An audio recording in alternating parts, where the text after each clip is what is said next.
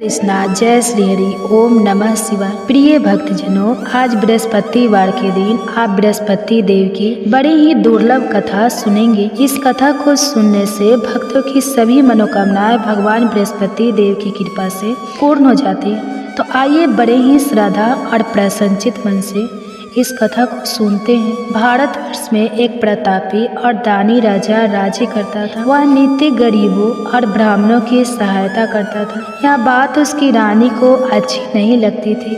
वह ना ही गरीबों को दान देती, ना ही भगवान का पूजन करती थी और राजा को भी दान देने से मना किया करती थी।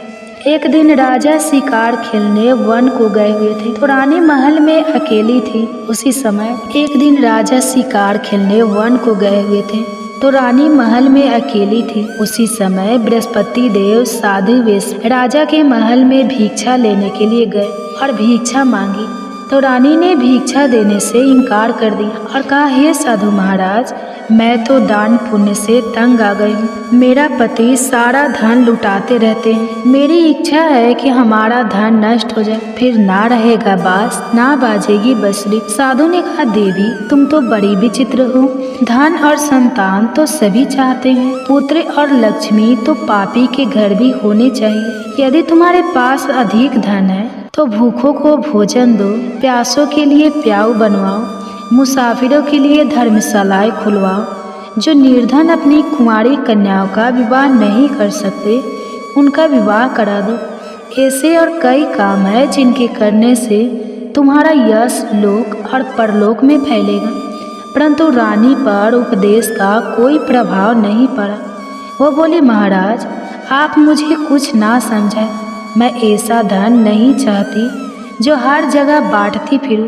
साधु ने उत्तर दिया, यदि तुम्हारी ऐसी इच्छा है तो तथास्तु। तुम ऐसा करना कि बृहस्पतिवार को घर लीपकर पीली मिट्टी से अपना सिर धोकर स्नान करना, भट्टी चढ़ाकर कपड़े धोना। ऐसा करने से आपका सारा धन नष्ट हो जाएगा। इतना कहकर वह साधु महाराज वहाँ से आलोक हो गए और साधु के अनुसार कई बातों को पूरा करते हुए रानी को केवल 3 बृहस्पतिवार ही बीते थे कि उसकी समस्त धन संपत्ति नष्ट हो गई। भोजन के लिए राजा का परिवार तरसने लगा। तब एक दिन राजा ने रानी से बोला कि हे रानी, तुम यहीं रहो, मैं दूसरे देश को जाता हूँ, क्योंकि यहाँ पर सभी लोग मुझे जानते हैं, इसलिए मैं कोई छोटा कार्य नहीं कर सकता। ऐसा कहकर राजा परदेश चला गया। वहाँ वह जंगल से लकड़ी काट कर लाता और शहर में बेचता था। इस तरह वह अपना जीवन व्यतीत करने लगा। इधर राजा के परदेश जाते ही रानी और दासी दुखी रहने लगी। एक बार जब रानी और दासी को 7 दिन तक बिना भोजन के रहना पड़ा तो रानी ने अपनी दासी से कहा, हे दासी, पासी के नगर में मेरी बहन रहती है, वह बड़ी धनवान है, तो उसके पास जा और कुछ लेकर आ, ताकि थोड़ा बहुत गुजार बसर हो सके। रानी दासी की बहन के पास गई। उस दिन गुरुवार था और रानी की बहन उस समय बृहस्पति व्रत की कथा सुन रही थी। दासी ने रानी की बहन को अपनी रानी का संदेश दिया, लेकिन रानी की बड़ी बहन ने कोई उत्तर नहीं दिया। जब दासी को रानी की बहन से कोई उत्तर नहीं मिला तो वह बहुत दुखी हुई और उसे क्रोध भी आया। दासी ने वापस आकर रानी को सारी बात बता दी। सुनकर रानी ने अपने भाग्य को कोसा। उधर रानी की बहन ने सोचा कि मेरी बहन की दासी आई थी, परंतु मैं उससे नहीं बोली, इससे वह बहुत दुखी हुई होगी। कथा सुनकर और पूजन समाप्त करके वह अपनी बहन के घर आई और कहने लगी, हे बहन, मैं बृहस्पतिवार का व्रत कर रही थी, तुम्हारी दासी मेरे घर आई थी, परंतु जब तक कथा होती है तब तक ना तो उठते हैं और ना ही बोलते हैं, इसलिए मैं नहीं बोली। कहो दासी क्यों गई थी?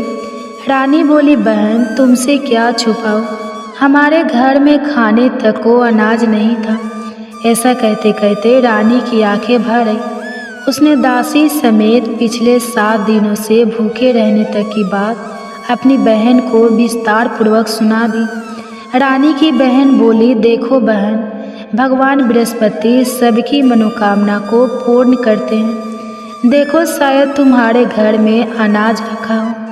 पहले तो रानी को विश्वास नहीं हुआ, पर बहन के आग्रह करने पर उसने अपनी दासी को अंदर भेजा तो उसे सचमुच अनाज से भरा एक घड़ा मिल गया।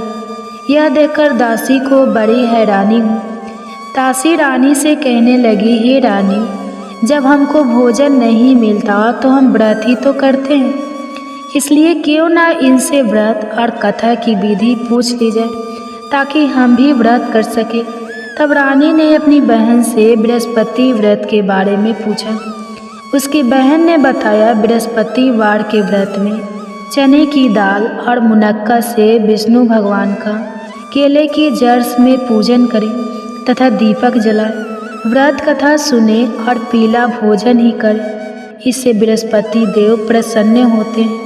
और व्रत और पूजन विधि बताकर रानी की बहन अपने घर को लौट गई। 7 दिन के बाद जब गुरुवार आया तो रानी और दासी ने व्रत रखा। घुड़साल में जाकर चना और गुड़ लेकर आए, फिर उससे केले की जड़ तथा विष्णु भगवान का पूजन किया।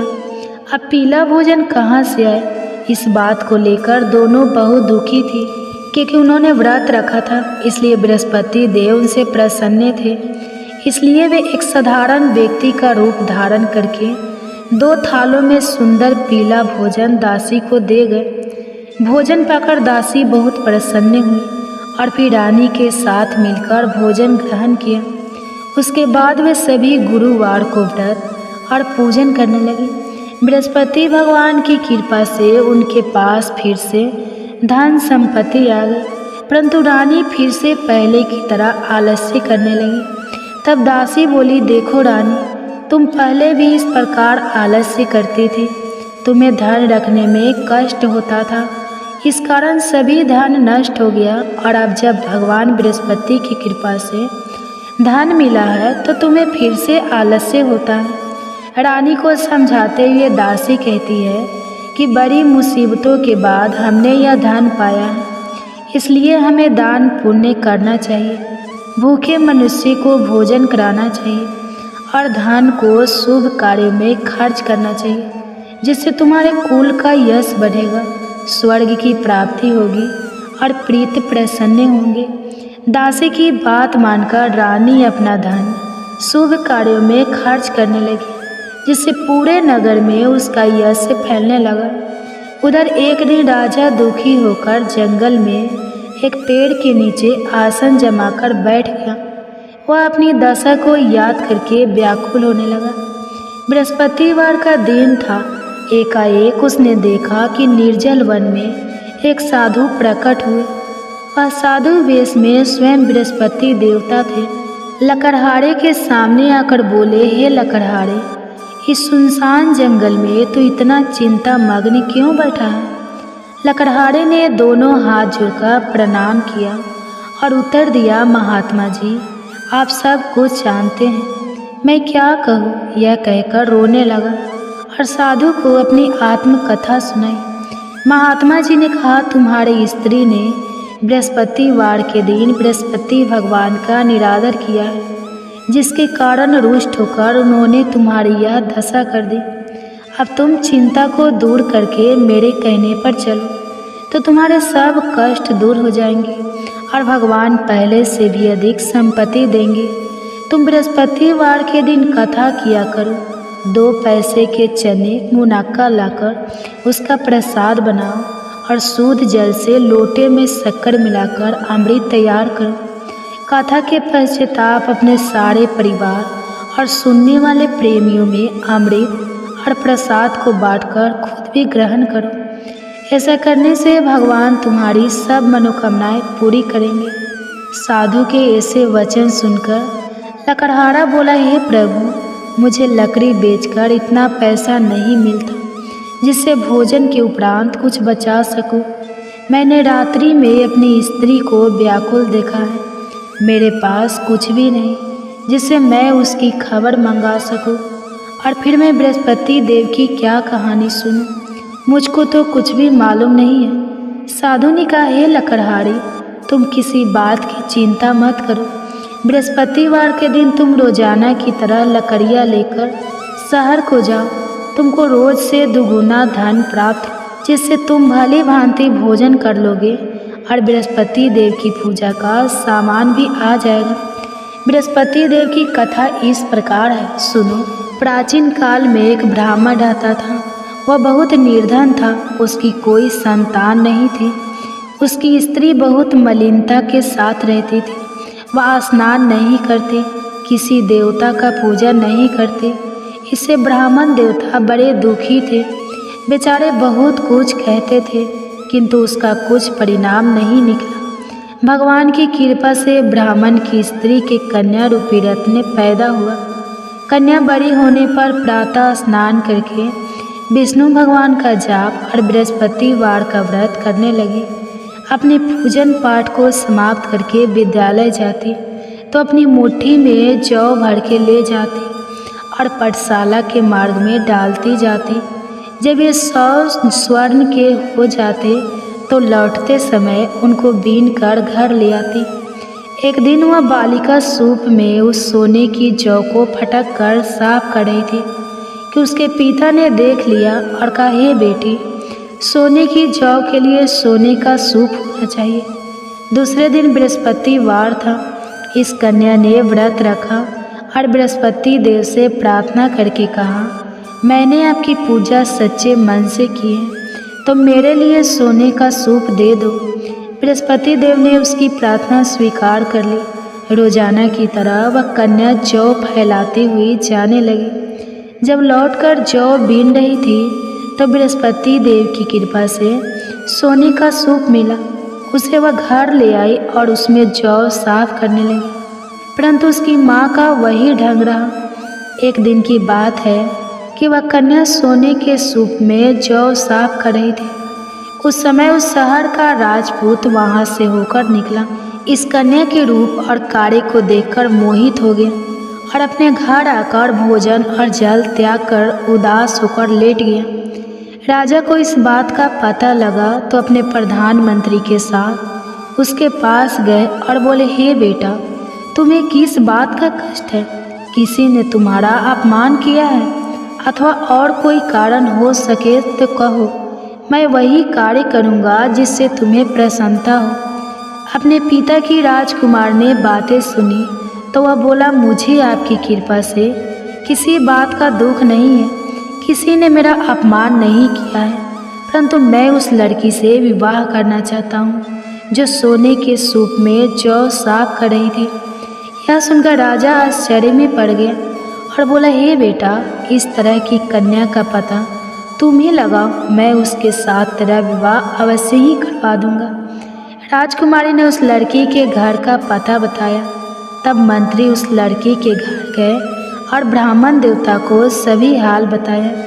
ब्राह्मण देवता राजकुमार के साथ अपनी कन्या के विवाह करने के लिए तैयार हो गए तथा विधि विधान के अनुसार ब्राह्मण की कन्या का विवाह राजकुमार के साथ हो गया। कन्या के घर से जाते ही पहले की भांति उस ब्राह्मण देवता के घर में गरीबी का निवास हो गया। अब भोजन के लिए भी अन्न बड़ी मुश्किल से मिलता था।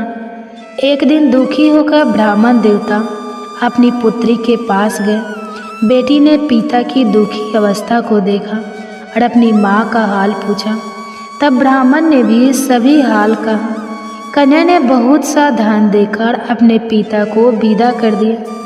इस तरह ब्राह्मण का कुछ समय सुखपूर्वक व्यतीत हुआ। कुछ दिन के बाद फिर वही हाल हो गया। ब्राह्मण फिर अपनी कन्या के यहाँ गया और सारा हाल कहा तो लड़की बोली, हे पिताजी, आप माताजी को यहाँ ले आओ, मैं उन्हें विधि बता दूंगी जिससे उनकी गरीबी दूर हो जाए। वह ब्राह्मण देवता अपनी स्त्री को साथ लेकर पहुँचे तो अपनी माँ को समझाने लगे कि हे माँ, तुम प्रातःकाल प्रथम स्नान आदि करके विष्णु भगवान का पूजन करो तो सब दरिद्रता दूर हो जाएगी। परंतु उसकी माँ ने एक भी बात नहीं मानी और प्रातःकाल उठकर अपनी पुत्री के बच्चों की जूठन को खा लिया। इससे उसकी पुत्री को भी बहुत गुस्सा आया। उसने एक रात को एक कोठरी में से सारा सामान निकाल दिया और अपनी माँ को उसमें बंद कर दिया। प्रातः उसमें से उसे निकाला तो स्नान आदि करा के पूजा पाठ करवाया तो उसकी माँ की बुद्धि ठीक हो गई। इसके बाद वह नियम से पूजा पाठ करती और प्रत्येक बृहस्पतिवार को व्रत रखने लगी। इस व्रत के प्रभाव से उसके माता और पिता बहुत ही धनवान और पुत्रवान हो गए और बृहस्पति देवता के प्रभाव से इस लोक के सुख को भोगकर अंत में स्वर्ग को प्राप्त। इस तरह कहानी कहकर साधु देवता वहाँ से अंतर्ध्यान हो गए। धीरे धीरे समय व्यतीत होने पर फिर वही बृहस्पतिवार का दिन आया। लकड़हारा जंगल से लकड़ी काटकर किसी शहर में बेचने गया। उसे उस दिन और दिन से अधिक पैसा मिला। राजा ने चना गुड़ आदि लाकर गुरुवार का व्रत किया। उस दिन से उसके सभी क्लेश दूर हो गए। परंतु जब दोबारा गुरुवार का दिन आया तो बृहस्पतिवार का व्रत करना भूल गया। इस कारण बृहस्पति भगवान नाराज हो गए। उस दिन उस नगर के राजा ने विशाल यज्ञ का आयोजन किया था तथा शहर में यह घोषणा करा दी कि कोई भी मनुष्य अपने घर में भोजन ना बनवाए, न आग जलाए। समस्त जनता मेरे यहाँ भोजन करने आए। इस आज्ञा को जो ना मानेगा उसे फांसी की सजा दी जाएगी। इस तरह की घोषणा संपूर्ण नगर में करवा देगी। राजा की आज्ञा के अनुसार शहर के सभी लोग भोजन करने गए, लेकिन लकड़हारा कुछ देर से पहुंचा, इसलिए राजा उसको अपने साथ घर ले गए और ले जाकर भोजन करा रहे थे तो रानी की दृष्टि उस खूंटी पर पड़ी जिस पर उसका हार लटका हुआ था। वह वहाँ पर दिखाई नहीं दिया। रानी ने निश्चय किया कि मेरा हार इस मनुष्य ने चुरा लिया है। उसी समय सिपाहियों को बुलाकर उसको कारागार में डलवा दिया। जब लकड़हारा कारागार में पड़ गया और बहुत दुखी होकर विचार करने लगा कि ना जाने कौन से पूर्व जन्म के कर्म से मुझे यह दुख प्राप्त हुआ है, और उसी साधु को याद करने लगा जो कि जंगल में मिला था। उसी समय तत्काल बृहस्पति देव साधु के रूप में प्रकट हुए और उसकी दशा को देखकर कहने लगे, अरे मूर्ख, तूने बृहस्पति देव की कथा नहीं करी, इस कारण तुझे दुख प्राप्त हुआ है। अब चिंता मत कर। बृहस्पतिवार के दिन कारागार के दरवाजे पर 4 पैसे पड़े मिलेंगे, उनसे तू बृहस्पति देव की पूजा करना, तेरे सभी कष्ट दूर हो जाएंगे। बृहस्पतिवार के दिन उसे 4 पैसे मिले। लकड़हारे ने कथा कही। उसी रात्रि को बृहस्पति देव ने उस नगर के राजा को स्वप्न में कहा, हे राजा, तुमने जिस आदमी को कारागार में बंद कर दिया है वह निर्दोष है, वह राजा है, उसे छोड़ देना। रानी का हार उसी खूंटी पर लटका है। अगर तू ऐसा नहीं करेगा तो मैं तेरे राज्य को नष्ट कर दूंगा। इस तरह रात्रि के स्वप्न को देखकर राजा प्रातः काल उठा और खूंटी पर हार देकर लकड़हारे को बुलाकर क्षमा मांगी और लकड़हारे को योग्य सुंदर वस्त्र आभूषण देकर विदा कर दिया। बृहस्पति देव की आज्ञा के अनुसार लकड़हारा अपने नगर को चल दिया। राजा जब अपने नगर के निकट पहुंचा तो उसे बड़ा आश्चर्य हुआ। नगर में पहले से अधिक बाग, तालाब, कुएं तथा बहुत सी धर्मशाला, मंदिर आदि बनाई गई। राजा ने पूछा, यह किसका बाग और धर्मशाला है? तब नगर के सब लोग कहने लगे, यह सब रानी और बंदी के हैं। तो राजा को आश्चर्य हुआ और गुस्सा भी आया। जब रानी ने यह खबर सुनी कि राजा आ रहे हैं तो उन्होंने दासी से कहा, हे दासी, देख राजा हमको कितनी बुरी हालत में छोड़ गए थे। हमारी ऐसी हालत देखकर वो लौट ना जाए, इसलिए तू दरवाजे पर खड़ी हो जा। आगे के अनुसार दासी दरवाजे पर खड़ी हो गई। दासी दरवाजे पर खड़ी हो गई। राजा आए तो उन्हें अपने साथ लेकर आई। तब राजा ने क्रोध करके अपनी रानी से पूछा कि यह धन तुम्हें कैसे प्राप्त हुआ है? तब उन्होंने कहा, हमें यह सब धन बृहस्पति देव के इस व्रत के प्रभाव से प्राप्त हुआ है। राजा ने निश्चय किया कि 7 रोज बाद तो सभी बृहस्पति देव का पूजन करते हैं, परंतु मैं प्रतिदिन 3 बार कहानी और रोज व्रत किया करूँगा। अब हर समय राजा के दुपट्टे में चने की दाल बंधी रहती और दिन में 3 बार कहानी कहते। एक रोज राजा ने विचार किया कि चलो अपनी बहन के यहाँ हो आवे। इस तरह निश्चय करके राजा घोड़े पर सवार होकर अपनी बहन के यहाँ को चलने लगा।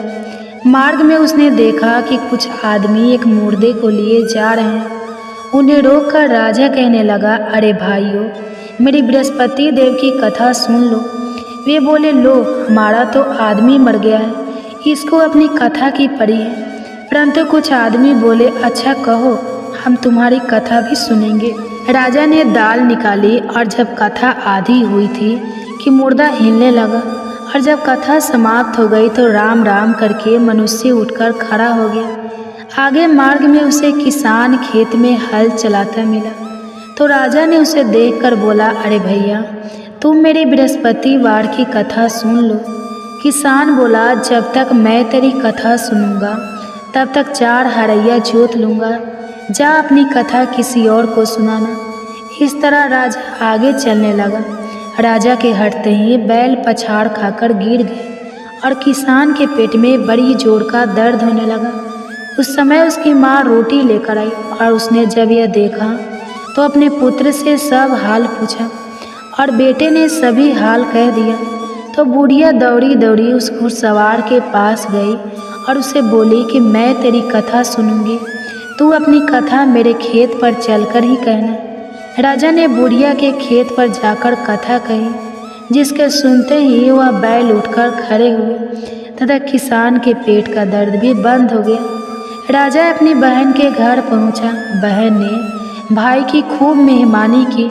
दूसरे रोज प्रातःकाल राजा जगा तो वह देखने लगा कि सब लोग भोजन कर रहे हैं। राजा ने अपनी बहन से कहा, ऐसा कोई मनुष्य है जिसने भोजन नहीं किया हो? मेरे बृहस्पतिवार की कथा सुन ले। बहन बोली, हे भैया, यह देश ऐसा है कि पहले यहाँ लोग भोजन करते हैं, बाद में अन्य काम करते हैं। अगर कोई पड़ोस में हो तो देख। वह ऐसा कहकर देखने चली गई, परंतु उसे कोई ऐसा व्यक्ति नहीं मिला जिसने भोजन ना किया हो। अतः वह एक कुम्हार के घर गए जिसका लड़का बीमार था। उसे मालूम हुआ कि उनके यहाँ 3 रोज से किसी ने भोजन नहीं किया है। रानी ने अपने भाई की कथा सुनने के लिए कुम्हार से कहा। वह तैयार हो गया। राजा ने जाकर बृहस्पतिवार की कथा कही, जिसको सुनकर उसका लड़का ठीक हो गया। अब तो राजा की प्रशंसा होने लगी। एक रोज राजा ने अपनी बहन से कहा कि हे बहन, हम अपने घर को जाएंगे, तुम भी तैयार हो जाओ। राजा की बहन ने अपनी सास से कहा तो सास ने कहा, हाँ चली जा, परंतु अपने लड़के को मत ले जाना, क्योंकि तेरे भाई की कोई औलाद नहीं है। बहन ने अपने भैया से कहा, हे भैया, मैं तो चलूँगी पर कोई बालक नहीं चलेगा। तो राजा बोला, जब कोई बालक नहीं चलेगा तब तुम ही क्या करोगे? बड़े दुखी मन से राजा अपने नगर को लौट आया। राजा ने अपनी दासी से कहा, हम निर्वंशी हैं, हमारा मुंह देखने का धर्म नहीं है और कुछ भोजन आदि नहीं किया है। रानी बोली, हे प्रभु, बृहस्पति देव ने हमें सब कुछ दिया है, वह हमें औलाद अवश्य देंगे। उसी रात को बृहस्पति देव ने राजा से स्वप्न में कहा, हे राजा, उठो, सभी सोच त्याग दो, तेरी रानी गर्भ से है। राजा को यह बात सुनकर बड़ी खुशी हुई। 9वें महीने में उसके गर्भ से एक सुंदर पुत्र पैदा हुआ। तब राजा बोला, हे रानी, स्त्री बिना भोजन के रह सकती है, पर बिना कहे नहीं रह सकती। जब मेरी बहन आएगी तो मुझसे कुछ मत कहना। रानी ने सुनकर हाँ कर दिया। जब रानी की बहन ने यह शुभ समाचार सुना तो वह बहुत खुश हुई और बधाई लेकर अपने भाई के यहाँ आई। तभी रानी ने कहा, घोड़ा चढ़कर तो नहीं आई है, गधा चढ़कर आई है। राजा की बहन बोली, भाभी, मैं इस प्रकार ना कहती तो तुम्हें औलाद कैसे मिलती? बृहस्पति देव ऐसे ही हैं, जैसी जिसके मन में कामनाएं हैं सभी को पूर्ण करते हैं। जो सद्भावना पूर्वक बृहस्पतिवार का व्रत करता है एवं कथा पढ़ता है अथवा सुनता है, दूसरे को सुनाता है, बृहस्पति देव उनकी सभी मनोकामनाएं पूर्ण करते हैं। बृहस्पति देव उनकी सदैव रक्षा करते हैं।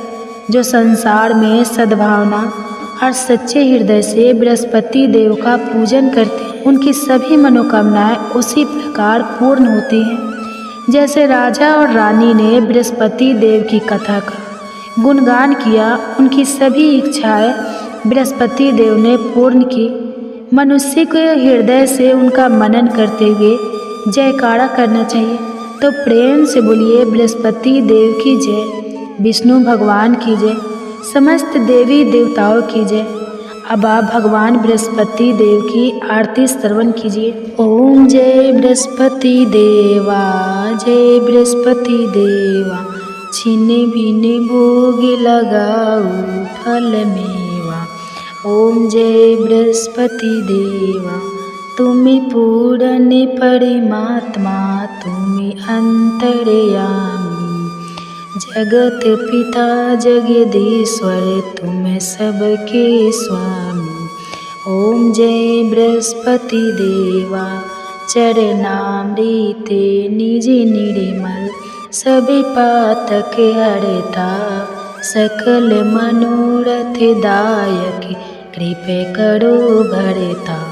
ओम जय बृहस्पति देवा, तन मन धन अर्पण कर, जो जन शरण पड़े, प्रभु पड़े कटे तब होकर, आकर द्वार खड़े।